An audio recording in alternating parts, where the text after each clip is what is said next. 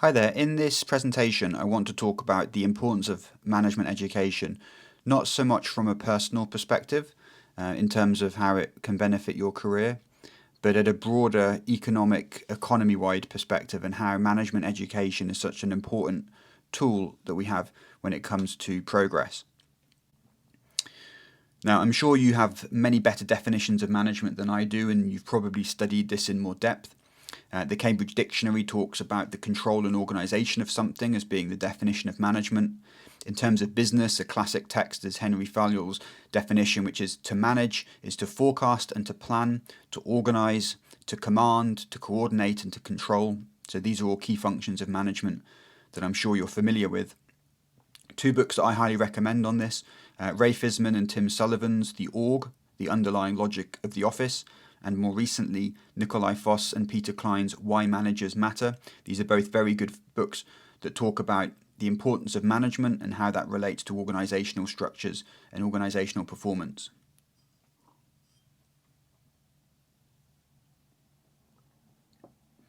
Now, I'm not an academic expert in management, so I'm just sharing you now with how I view things.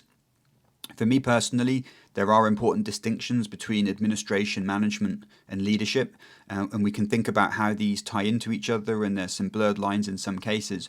But for me personally, administrative tasks are fairly clear. So holding meetings, writing memos, delivering reports, these are part and parcel of essentially administrative functions. Management, by contrast, includes tasks such as setting and revising targets, monitoring and improving processes, incentivizing individual attainment, and coordinating team performance. That's the core task list that management is capable of delivering. By contrast, leadership is things like creating a vision or sense of direction around common goals, generating strategic intent, inspiring and motivating colleagues, and being an effective role model. Now, obviously, some managers are effective leaders as well. Of course, a large part of management is engaged in administration. So these aren't meant to be job descriptions, and you're not supposed to put yourself into one of these categories alone. All of us will engage in all three of these tasks, but notice that when we're doing so, we're engaged in different functions. Sometimes we're engaged in mere admin, sometimes we're managing, sometimes we're leading, but these are quite different tasks. What I'm pursuing here is the importance of management in two respects. One is that management capabilities contribute to economic growth. Our growth models should contain management as a function, but also that management practice is a key pillar of progress.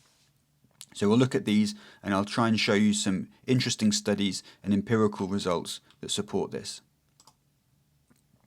So let's look at some evidence to suggest why management matters.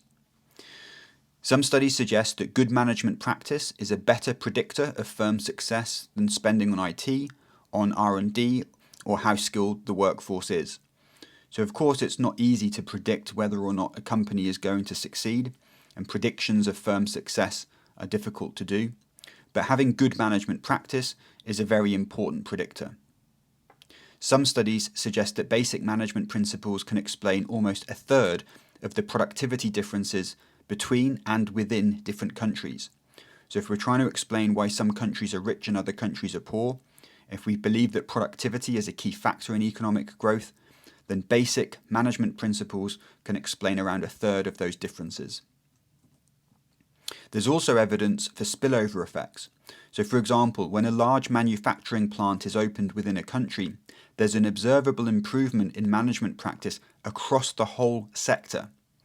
So it's not just that the company itself sees an improvement in management when a large manufacturing plant is opened, but other companies within the same sector also improve. The management is how it creates a positive spillover effect on the sector as a whole. Now, one example for the importance of management is the National Health Service in the United Kingdom, and this is a topical and controversial issue and something that's really worth dwelling on and thinking about. What this chart is showing is different functions within the NHS, different staff functions. It's showing the percentage changes in full-time employees What we're looking at is from 2010 until 2022, what the change in nature of the staff rate has been within the NHS. Might be a little bit difficult to see, but the staff that has grown are the clinical support and doctors. So these are the improvements, the increases since 2010. The ones that have lagged behind are managers and senior managers, which you can see here. And what's particularly important to notice is not just that these have lagged behind doctors and clinical support, but also from 2013 we saw policy responses that actually meant that there was a dramatic drop in those job functions. Around 2% of the NHS workforce are managers, and that's compared to 9.5% for the UK as a whole. So whereas in the UK as a whole, around 9.5% of the workforce are managers, it's only 2% of the NHS. The NHS spends just 1.5% of its budget on administration and planning, compared to 4.1% in France and 7.9% in the United States. So France and the United States spend a lot more in terms of administration and planning within their healthcare systems than the UK does. From 2011 to 2022, as you can see in the chart, the number of doctors has risen by 30% and the number of nurses by around 15%. However, the number of managerial staff fell by 30% between 2010 and 2013. The general public in the UK always say that they want more frontline staff and they want fewer fat cat salaries. So the reason for this is because it's what the public demand. They want money that goes into the NHS to find its way into the pockets of doctors and nurses, as opposed to bureaucrats. However, the consequence of this means that it's the doctors and the nurses that end up having to do all the administration, and we have an inefficient service because specialists at being able to deal with bureaucracy are not being hired, and doctors and nurses are having to do it themselves. The fundamental point that the British public are missing here is that if you have more and better qualified managers and senior managers, then you'll be able to get better outcomes for patients, because management is such an important part of the functioning of an organisation. Middle management matters particularly.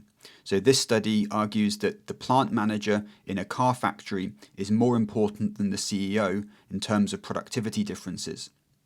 They find that if you replace the bottom quartile manager with a top quartile manager, this will decrease the number of hours needed to build a car by 30%. In other words, you can have a 30% productivity improvement by replacing low quality managers with high quality managers. The importance of the middle manager here is in fact more important than the function of the CEO. Now we can recognize that managers contribute. This is a study that suggests that managers with an MBA capture value predominantly from existing employees. So we need to be a bit careful about the ways in which managers demonstrate their productivity differences. This study suggests that it's not that managers with an MBA increase the productivity of the company, it's just that they find effective ways in which they can take resources away from managers that don't have MBAs. That said though, we also see studies that suggest that productivity improvements come through better quality management. A 1 standard deviation increase in managerial talent raised productivity by 10% in this study. Notice though that it was driven predominantly by older workers retiring. So it was not necessarily the case that the new managers were leading this increase in productivity, but by allowing older workers to retire that were low productivity, we see the gains being generated. The key message here is to make sure you let go of the dinosaurs and allow the high productivity workforce to lead the company.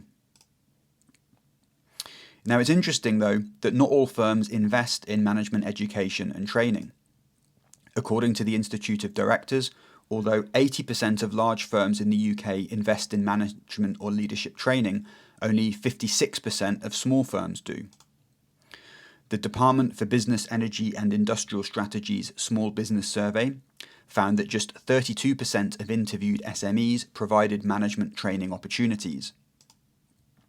In some cases, simply taking the time to consider the need for business support and completing an application form can be as valuable as the training itself. So next time you're considering doing some training and you're filling in an application form, just recognize that it might be the application form itself that's generating the benefit rather than the training that would follow. Although family ownership has a mixed impact on the profitability of a company, family management has a clear and negative effect. So when you have a family managed business, typically we have lower quality outcomes, even though a family owned business may have a good impact. Critically, the importance here is regardless of who the owners are, you need to have good quality managers. When we look at cross-country comparisons, job-related training is particularly low in Russia and Poland. So it's no surprise that the countries that have the highest economic performance and the highest amounts of wealth, countries such as the Scandinavian Nordic region, New Zealand, United States, for example, they also have much higher proportions of training within their organization. In a famous study by Nicholas Bloom and co-authors, a field study conducted within the Indian textile industry found that when firms receive free advice on management practices, their productivity increased on average by 17%. So this was a quite stunning finding to demonstrate one of the secrets of economic growth is increasing productivity through higher quality management practice.